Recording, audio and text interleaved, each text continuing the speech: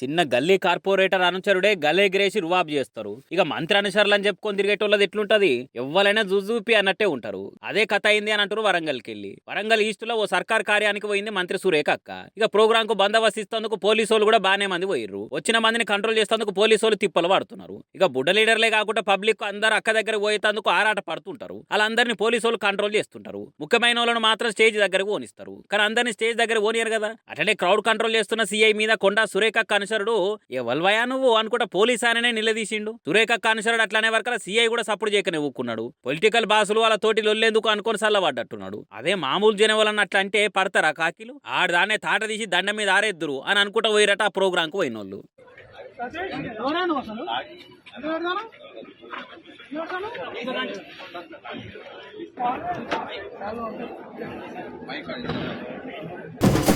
మన కేంద్ర రాష్ట్ర సర్కారు శాఖల పనితనానికి మచ్చుతునకే ఈ ముచ్చట. ఓ డిపార్ట్మెంట్ కు ఇంకో డిపార్ట్మెంట్ కు సంబంధం లేకుండా పనిచేసి ప్రజాధనాన్ని ఎట్లా పాడు చేస్తురన్నది చూడురిగా. గచ్చిబౌలిలో కొత్త కేంద్ర ప్రభుత్వ ఆఫీస్ కట్టింది సర్కారు. అది ఇప్పుడు రామవంకుంట చెరువు బఫర్ జోన్లు ఉన్నదని హైకోర్టుకు చెప్పిరు ఆఫీసర్లు. బఫర్ జోన్లు ఉన్న బిల్డింగ్ కూలగొట్టవలసిందే అని కోర్టు తీర్పిచ్చింది. దాంతో ఆఫీసర్లు ఉరికిపోయి బుల్డోజర్లతోటి కేంద్ర సర్కార్ ఆఫీస్ ను నేలమట్టం చేసిర్రు. కేంద్ర సర్కార్ ఆఫీస్ కు పర్మిషన్లు ఇచ్చిందో వాళ్ళు రకరకాల శాఖల ఆఫీసర్లే కదా. మరి వాళ్ళకే ఏది ఏ జాగాలుందో తెలియనంత గుడ్డిగా పనిచేస్తుంటే సామాన్య జనాలు జాగలు కొనుక్కొని ఇండ్లు కొనుక్కొని కట్టుకొని ఇట్లా తప్పే ఉన్నది. అన్ని చక్కగా ఉన్నాయని పర్మిషన్లు ఇచ్చిన ఆఫీసర్లకే ఏం తెలియనప్పుడు జనాలను దొంగ లెక్క చూయించి ఆక్రమించుకొని కట్టుకురని బదనామేసి ఇండ్లు కొట్టుడు ఎంతవరకు కరెక్ట్ అని అనుకొస్తుర్రు ఈ సంగతి తెలిసినోళ్ళు.